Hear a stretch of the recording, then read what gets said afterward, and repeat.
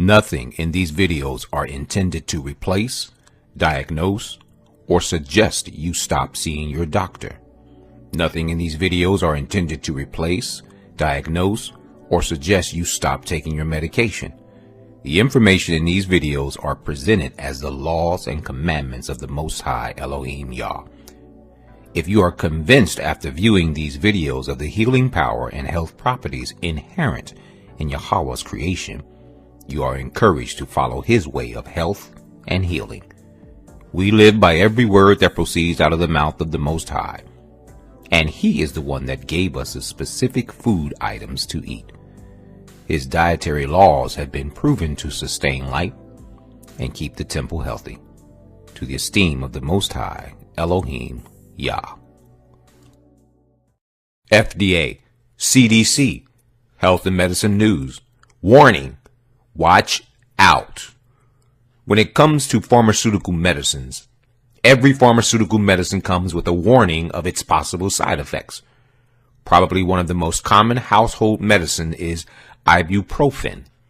The Food and Drug Administration issues the following warning about this drug. Ibuprofen may cause a severe allergic reaction, especially in people allergic to aspirin. Symptoms may include hives, facial swelling, asthma, wheezing, shock, skin reddening, rash, blister.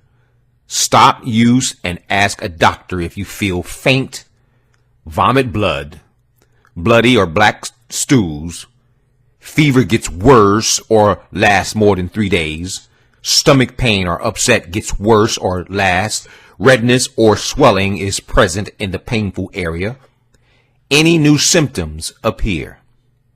Now, that's just ibuprofen, which can be purchased over the counter at your local Rite Aid or CVS. When you start talking about the more potent drugs that are only available through a physician's subscription, the side effects can be deadly. The bottom line is that the pharmaceutical industry is in the business of keeping you sick, not well. They are one of the largest profit industry in America with an estimated billions of dollar revenue each and every year. But what do I know? Here are a few clips from subject matter experts cutting it straight, no holes barred. And I threw in a little funny with Bill Maher. My only interest with Bill is that he is speaking irrefutable facts. Each year, millions of Americans are dealt the devastating news that they have cancer. And each year, millions of Americans, many of whom are uninsured, have to figure out how to pay for the life-saving treatments that they need. And unfortunately, that decision can be a very hard one. Thanks to America's for-profit health insurance industry, prescription drugs are a big business. The next few clips are hard-hitting ex-pharmaceutical rep breaking down the facts to the least common denominator. Ponder what she says. Following the pharmaceutical rep is talk show host Bill Maher, then End Time Hour. I will return with my closing narrative after End Time Hour. My name is Gwen Olson, and I am the author of Confessions of an RX Drug Pusher. I'm a 15-year veteran of the pharmaceutical industry, and I left in the year 2000. And what I would like to do today is I would like to dispel the myth that the pharmaceutical industry is in the business of health and healing. Because in fact, what the pharmaceutical industry is in the business of doing is disease maintenance and symptoms management. They are not in the business to cure cancer, to cure Alzheimer's, to cure heart disease, because if they were, they would be in the business of putting themselves out of business, and that in fact doesn't make sense. I don't want people thinking that I am a conspiracy theorist, because in fact, there is no theory behind what I'm telling you. It's all provable. And what I'm saying is provable is that the pharmaceutical industry doesn't want to cure people. Particularly when we're talking about psychiatric drugs in particular, that these are drugs that encourage people to remain customers of the pharmaceutical industry. In fact, you will be told if you're given a drug such as an anxiolytic or an antidepressant or an antipsychotic drug that you may be on the drug for the rest of your life. And very frequently, people find that they are on the drugs for a very long period of time, if not permanently, because they're almost impossible to get off of. So it's really important to understand the motivation behind all of the current maintenance drugs that are on the market, even, for example, drugs such as cholesterol-lowering drugs. And what we are in fact finding now is that cholesterol drugs are lowering cholesterol excessively and causing other disease states as a consequence. Because you're never going to have anyone come to you and tell you that the drugs are always tried against a placebo in clinical trials. What a placebo is a sugar pill. And in fact, many drugs are not found to be much more efficacious than the sugar pill. And in a case in point, actually, is the recent clinical trials that were released in the meta-analysis that came out of the UK on antidepressants, on the newer SSRI, selective serotonin reuptake inhibitor antidepressants. And what was found was the information that activists and other researchers have known for decades, was that antidepressants are no more effective than placebo, no more effective than sugar pills. But yet there are over 44 million people that have been taking these antidepressants, and a large number of them people that have mild to moderate depressive episodes. In fact, they prove that the antidepressants were not effective in anyone with the exception of some of the most severely depressed patients. Another recent study that was released showed that exercise was in fact more effective than either placebo or the antidepressant drug that they were compared to. Exercise was in fact effective than either placebo or the antidepressant drug that they were compared to. As long as pharma is funding the major TV stations, the advertising that supports those television stations, the major journals, and all of the advertising that supports the major journals, you just have to be commonsensical people and understand that the pharmaceutical industry makes 5 to 6 times the amount of money as any of the other Fortune 500 companies in the United States of America. They are not going to easily or readily give up that income. And we are, in fact, considered a human commodity. And finally, new rule: if you believe you need to take all the pills the pharmaceutical industry says you do, then you're already on drugs. But none of the plans address the real problem.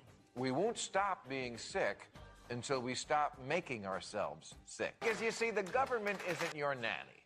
They're your dealer. And they subsidize illness in America. They have to. There's too much money in it. You see, there's no money in healthy people, and there's no money in dead people. The money is in the middle. People who are alive, sort of, but with one or more chronic conditions that puts them in need of Celebrex or Nasonex or Valtrex or Lunesta. 50 years ago, children didn't even get type 2 diabetes. Now, it's an emerging epidemic, as are a long list of ailments which used to be rare and have now been mainstreamed. Things like asthma and autism and acid reflux and arthritis, allergies, adult acne, attention deficit disorder. And that's just the A's. Doesn't anybody wonder why we live with all this illness? I'll tell you why. At the LA County Fair last week, they were serving something called fried Coke. Now, my first thought was, gosh, what a waste of a perfectly good 8-ball. But no, they actually pour the Coca-Cola syrup into a deep fryer. Oh, my God. Then put it in a cup and top it with sugar and whipped cream and a cherry, because, you know, fruit is good for you. In Hillary Clinton's health plan, the words nutrition and exercise appear once. The word drugs, 14 times, just as the pharmaceutical companies wanted. You know, they're ad weasels. love to say, when diet and exercise fail, well, diet and exercise don't fail. A fact brought home last week by a new Duke University study that showed exercise, yes, exercise, is just as effective a cure for depression as Paxil and Zoloft. So ask your doctor if getting off your...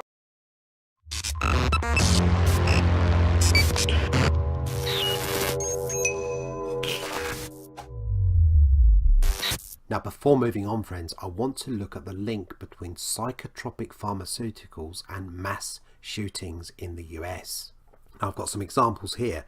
In 1988, 19-year-old James Wilson went on a shooting rampage in South Carolina. 2 children died and 7 other children, 2 teachers were wounded. From 14 onwards, Wilson had been on a mixture of psychotropic drugs. In 1998, Kip Kinkle went on a shooting spree in Oregon. After killing his own parents, he went on to kill 2 more and injure a further 22 other people. He was reportedly taking psychotropic drugs. In 1999, Sean Cooper from Idaho intended to shoot a school secretary and students but surrendered. Cooper was taking psychotropic drugs. Again, in 1999, Eric Harris masterminded the killing of 12 students and a teacher at Columbine High School in Colorado. He was taking antidepressants, psychotropic drugs. In 2001, Elizabeth Bush shot and injured a fellow student. She was also taking antidepressants. In 2001, Jason Hoffman wounded 1 teacher and 3 students. Hoffman was taking psychotropic drugs. In 2005, 16-year-old Jeff Wise shot dead his grandparents and then went to his school and killed a further 9 before killing himself. He was taking psychotropic drugs. In 2007, Asa Kuhn, 14, shot and wounded 4 people before killing himself. Kuhn was taking psychotropic drugs. In 2008, 27-year-old Stephen Kazmazak killed 5 and wounded 16 others. According to his girlfriend, he was taking psychotropic drugs. In 2012, the Batman shooter James Holmes killed 12 people and injured a further 58 others in a movie theatre in Colorado. Holmes was taking psychotropic drugs. Friends, the list goes on. Again, in 2012, Adam Lanza, 20, shot and killed his mother. Shortly after, he shot and killed 20 children and 6 staff members at Sandy Hook Elementary School in Connecticut. A family friend of the shooter and his mother said, "I know he was on medication." Then in 2013, Carl Pearson opened fire in a school, killing 1 before being stopped almost immediately by being shot by an armed guard. He had intended, as he wrote in his diary, to kill many. He had been prescribed with antidepressants, psychotropic drugs. In 2014, 16-year-old Chris Plaskin stabbed Maureen Sanchez to death. His friend said he had ADHD and took strong medicine for it. And the thing is, while guns are cited as being the main culprit behind these tragedies, the question of whether psychotropic drugs have any involvement is largely ignored. Now, just in case you wanted any more convincing, friends, CCHR International, the mental health watchdog, reported in 2015, new study confirms what CCHR has said for decades: antidepressants cause violence. The study found young adults between ages of 15 to 24 were nearly 50% more likely to be convicted of a homicide, assault, robbery, arson, kidnapping, sexual offence and other violent crime when taking the antidepressant than when they weren't taking the psychiatric drug. So friends, as I have said before, let's be mindful and alert. Let's make sure we know what we are taking and know what the side effects are. It's also worth doing this, friends, because many times a side effect is then diagnosed as another illness.